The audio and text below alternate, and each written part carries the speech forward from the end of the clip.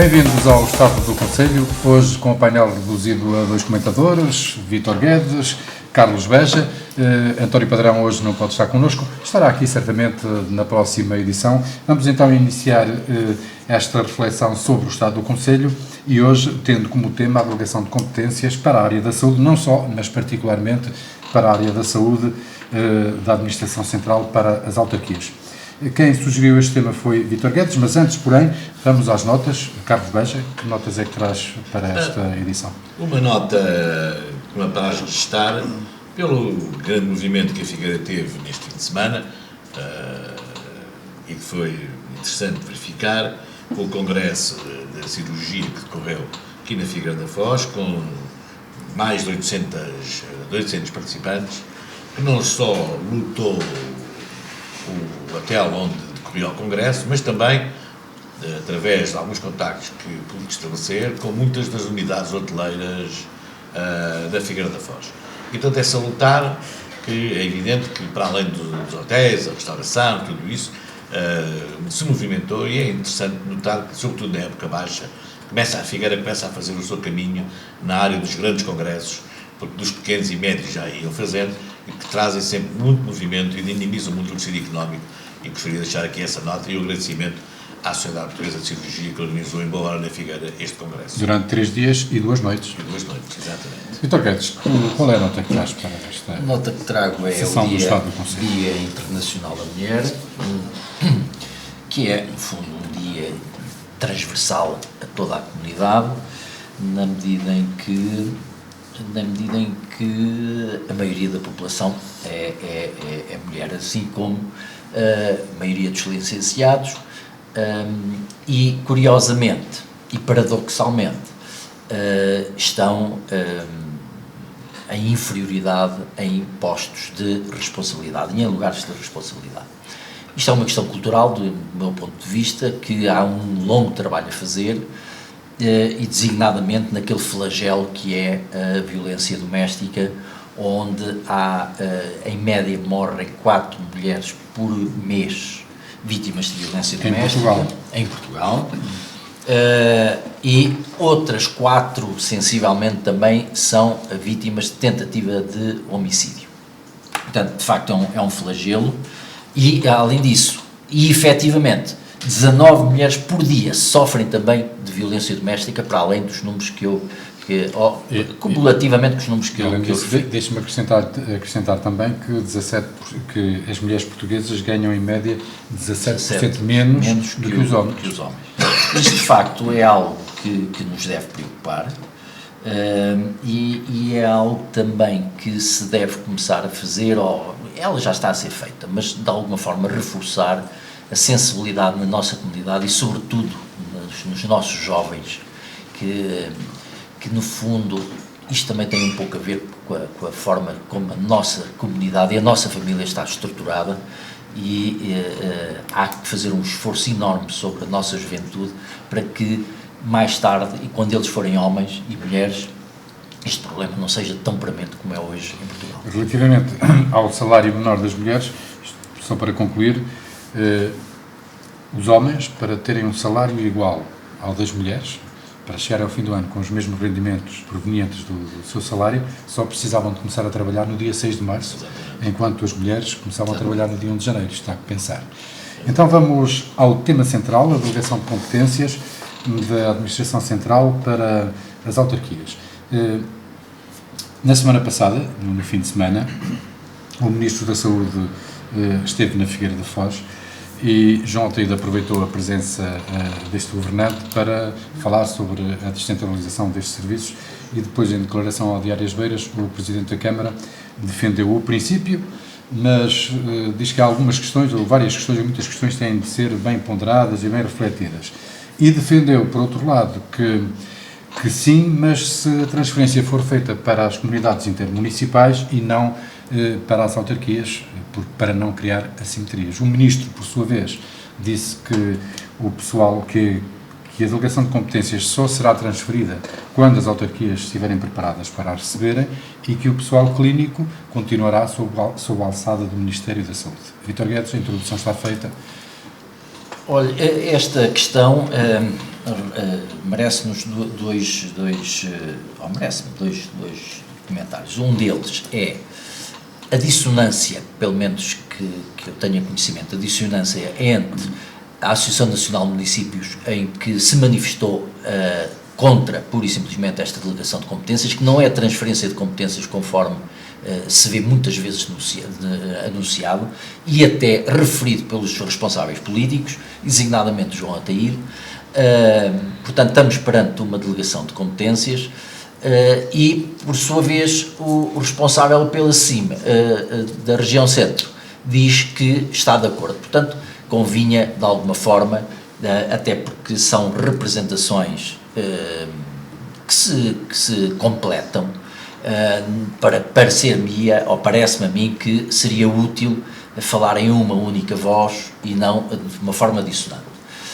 Eu sou particularmente crítico quanto às transferências, a algumas transferências de competências, até porque muitas delas têm como único propósito transferir responsabilidades e pouco mais do que isso, sem contrapartidas de ganhos para a comunidade. Eu, neste caso em concreto, e em algumas das competências que o diploma prevê, designadamente de índole de transferência de competências para os apoios domiciliários e para apoios de caráter social, eu vejo nelas alguma vantagem, na medida em que parte destes apoios já são feitos na comunidade pelos municípios.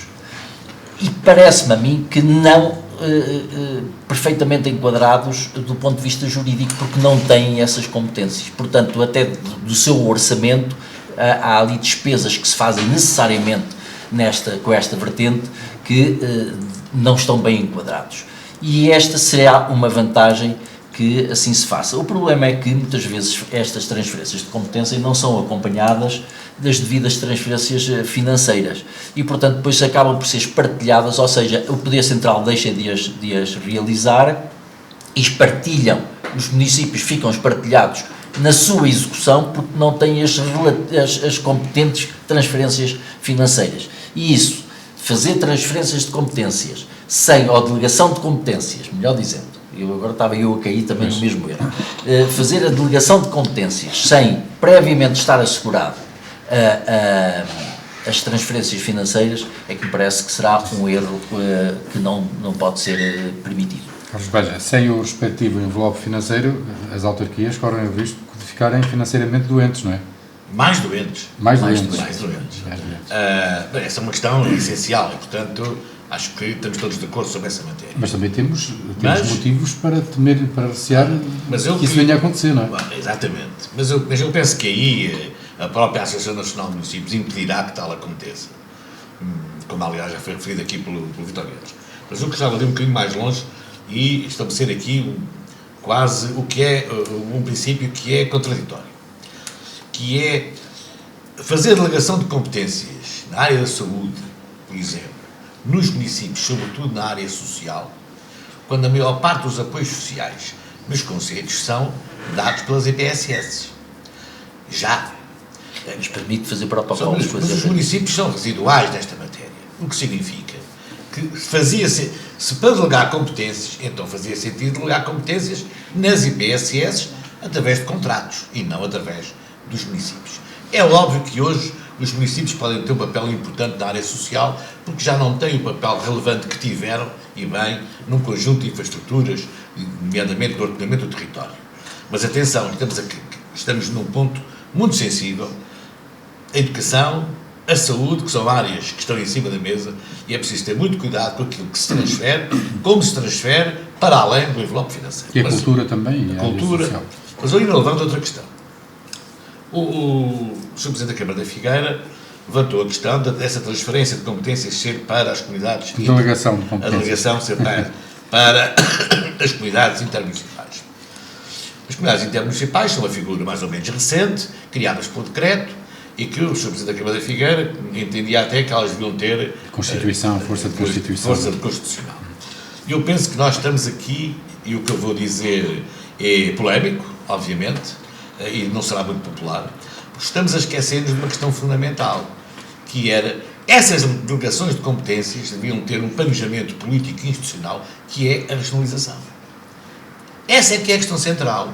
As comunidades intermunicipais são instrumentos, são agremiações de conselhos para gerir um conjunto de funcionalidades na sua área, mas a matriz política que estamos a esquecer é a matriz política da regionalização. E não é de propósito? Ora Não foi bem, por isso que foram criadas as comunidades as comunidades intermunicipais? intermunicipais foram criadas para obstaculizar, de facto, a regionalização.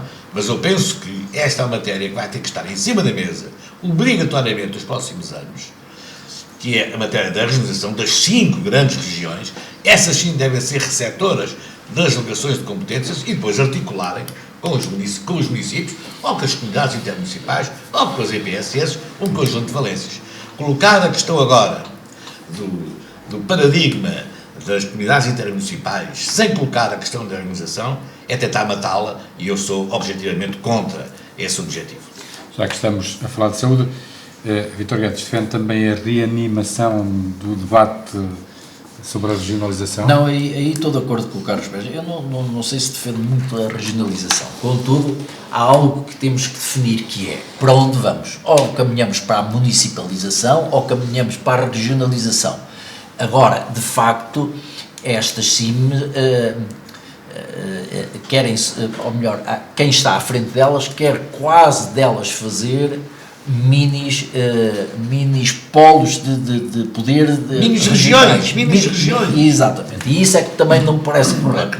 Não é? Porque então estamos a disseminar, em vez de termos algumas regiões com algum. Então, se queremos partir para as regiões, então temos que ter regiões com alguma expressão. Eu recordo ao Vítor Guedes que o referendo da regionalização, uma das razões principais para que o referendo da regionalização fosse chumbado foi a proliferação de regiões, como se foi apresentado. Exatamente. Quando o país tinha uma matriz mais ou menos definida, que são as 5 grandes regiões plano, e em torno delas, que têm hoje já importância capital, basta lembrar dos fundos comunitários e da gestão desses fundos, era nessas regiões devia assentar. E vamos aqui multiplicar por não sei quantas comunidades intermunicipais. Não, mas isso é que não faz sentido. Isso é que não faz sentido. Meus senhores, então proponho que cheguemos assim ao fim deste Estado de Conselho. Não sei, queiram acrescentar alguma coisa relativamente a este assunto? Não, eu só quero dizer que esta é uma questão que está em aberto e em discussão, e era bom que a sociedade a discutisse, e não só... E agora é a altura, não é? Porque vêm as legislativas. Exatamente. E o Partido Socialista tem no seu programa, de facto... Mas também não se ouve o PS a falar sobre a regionalização. Não. O Dr. António Costa, numa reunião que teve no Porto, foi muito claro que avançará com a regionalização com base nas 5 regiões de plano. E também vai acabar com a agregação das freguesias. Essa aí é outra matéria que tem que ser estudada, mas prometeu reestudar o dossiê. E nós prometemos regressar de conselhos. Prometemos regressar em breve aqui à Figueira TV para mais uma edição do Estado do Conselho, com os 3 comentadores habituais, porque hoje António Padrão não pôde juntar-se a nós, mas estiveram aqui Carlos Beja e Vítor Guedes.